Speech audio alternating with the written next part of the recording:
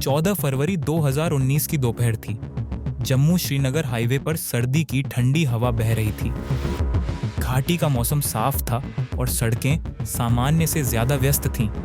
इस दिन सीआरपीएफ का 78 वाहनों का एक बड़ा काफिला जम्मू से श्रीनगर की ओर जा रहा था। इन वाहनों में 2500 से ज्यादा जवान थे, अलग अलग यूनिट, अलग अलग बैच, लेकिन एक ही मिशन के साथ। साल 2019 में सुरक्षा कारणों के चलते इतना बड़ा काफिला कई महीनों बाद एक साथ मूव कर रहा था। यही बात इस ऑपरेशन को और संवेदनशील बना रही थी। लगभग 3:15 पुलवामा जिले में लेथपोरा नामक जगह, एक ऐसी जगह जहां कुछ ही सेकंड बाद भारतीय इतिहास हमेशा के लिए बदलने वाला था। एक सफेद रंग की मारुति इको कार सामान्य दिखने वाली सड़क किनारे धीमी गति से चल रही थी, लेकिन बाहर से दिखने वाली यह साधारण कार अंदर से थी चलता फिरता बम।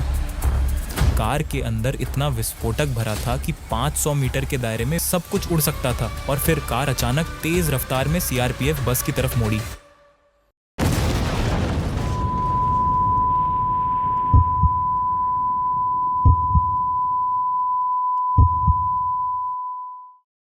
धमाका इतना जोरदार था कि आसपास की गाड़ियों के शीशे टूट गए, हाईवे पर खड़े लोग जमीन पर गिर गए और आसमान में मोटा काला धुआं भर गया।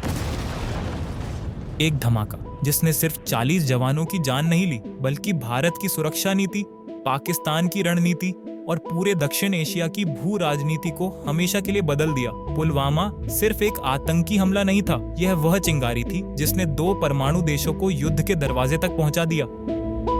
भारत भर में गुस्सा, दुख और सदमा फैल गया। हर घर का टीवी, हर मोबाइल स्क्रीन, हर न्यूज चैनल पर एक ही सवाल, ये कैसे हुआ?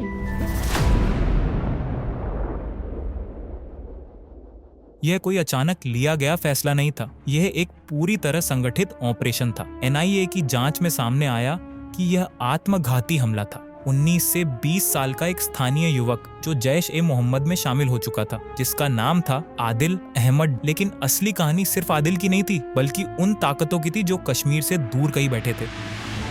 इस हमले की जिम्मेदारी जैसे मोहम्मद ने ली। ये संगठन पाकिस्तान का एक आतंकी संगठन है। जैश-ए-मोहम्मद के पाकिस्तान स्थित लीडरशिप ने स्थानीय युवकों की ब्रेन वॉशिंग, प्लानिंग और तकनीकी सहायता के साथ एक ऐसा हमला किया जिसकी तैयारी महीनों से चल रही थी। हमले से कई दिन पहले उसे एक सुरक्षित हाइडआउट में रखा गया। वहीं पर विस्फोटक इकट्ठे किए गए। स्थानीय मॉड्यूल के लोग जैश के पाकिस्तानी कमांडरों के निर्देश पर एक एक वायर, एक एक बैटरी और एक एक सर्किट जोड़ रहे थे। हमले से पहले आदिल का वीडियो रिकॉर्ड किया गया जिसमें वह जैश की भाषा बोल रहा था। इस वीडियो का उद्देश्य था प्रचार, ताकि और युवाओं को उकसाया जा सके। यह वीडियो बाद में पाकिस्तान के सर्वर से दुनिया भर में फैलाया गया। राष्ट्रीय जांच एजेंसी एनआईए ने इस हमले की जांच में 13,500 पन्नों का आरोप पत्र दाखिल किया। यह सिर्फ कागजों का ढेर नहीं था, बल्कि यह पूरी आतंकवादी मशीनरी का ब्लूप्रिंट था। इस रिपोर्ट में 19 मुख्य आरोपियों के नाम थे। इनमें से 7 हमले से पहले ही मारे जा चुके थे और 7 को गिरफ्तार किया गया और बाकी पाकिस्तान में बैठे सुरक्षित कमांड एंड कंट्रोल का हिस्सा थे।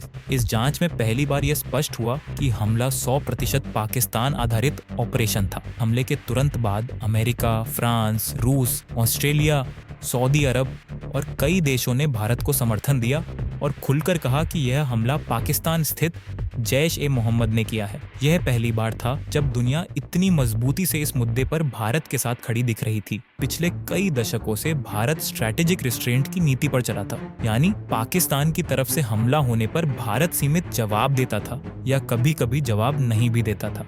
लेकिन पुलवामा के बाद भारत की नीति में एक ऐतिहासिक बदलाव आया। भारत अब सिर्फ रिस्पॉन्ड नहीं करेगा, बल्कि प्रीएम्प्टिव स्ट्राइक यानी पहले हमला करेगा। और इसी नए सिद्धांत ने जन्म दिया बालाकोट एयर स्ट्राइक को।